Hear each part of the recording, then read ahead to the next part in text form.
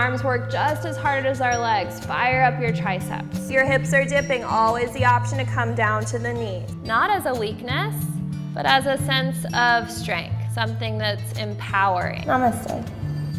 Hi yogis, Katy here at my yoga studio in Elgin, Texas, Body and Shine Wellness. This week we are going to be focusing on core work. So we're going to do some of my favorite core exercises to do with blocks, starting with oblique block holds. So we're going to take our block and we're going to come all the way down to our back. Take the knees over the hips, shins parallel-ish to the ground. And then the longer you make your block, the easier it's gonna be. The shorter you make the block, the more challenging it's gonna be. So just finding a place that works for you. And we're just gonna take the opposite elbow across. So if you've got the block on your left leg, you're gonna take the right elbow and pin it into place. And then you can just hold here, so trying to get that shoulder blade off the ground. If you want a little extra challenge, you can extend the block, or the leg rather, out long that you don't have the block on.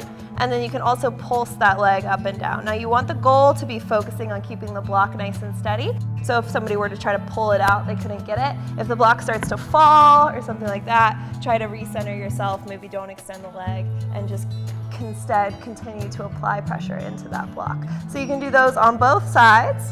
And then once you've done both sides, holding the other side, going and holding both in the middle. So trying to get both shoulder blades off the ground, keeping the knees over the hips, keeping the belly nice and steady, low back stays on the mat, and then holding for maybe 10 to 15 seconds, maybe longer if you want more challenge. And those are our oblique block holds. While you have your block, you can do block switches. So for block switches, I'm just gonna move this blanket out of my way here. You're gonna start with the block in your hands, take it over your head.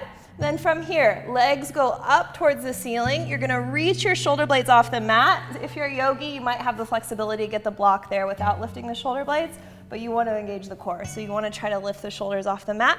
Then lowering the block down as far as we can in the legs without the low back coming off the mat.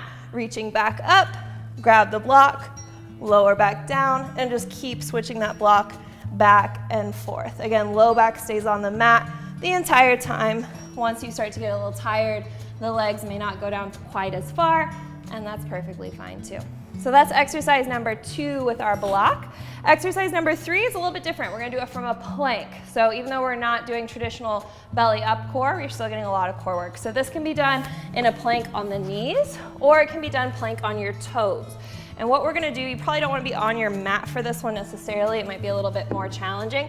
You're gonna hold your plank, and again, it can be on the knees. You just want the hips in line with the shoulders and whatever point of contact is on the ground with your legs. And we're gonna try to slide the block underneath us from side to side.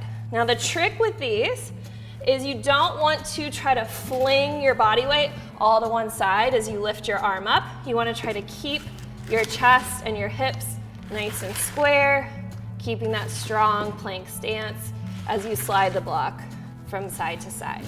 And maybe doing that for a minute or so until maybe you feel your hips start to get tired. If you do start to sink your hips towards the floor, come down to your knees for more support. Be sure you're holding your shoulders nice and steady.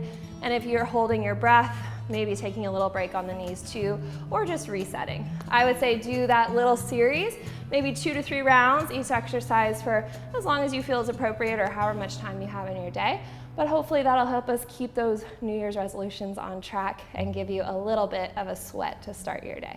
Thanks, yogis. Be sure to check out the rest of my videos this month for keeping yourself healthy in the new year. Namaste.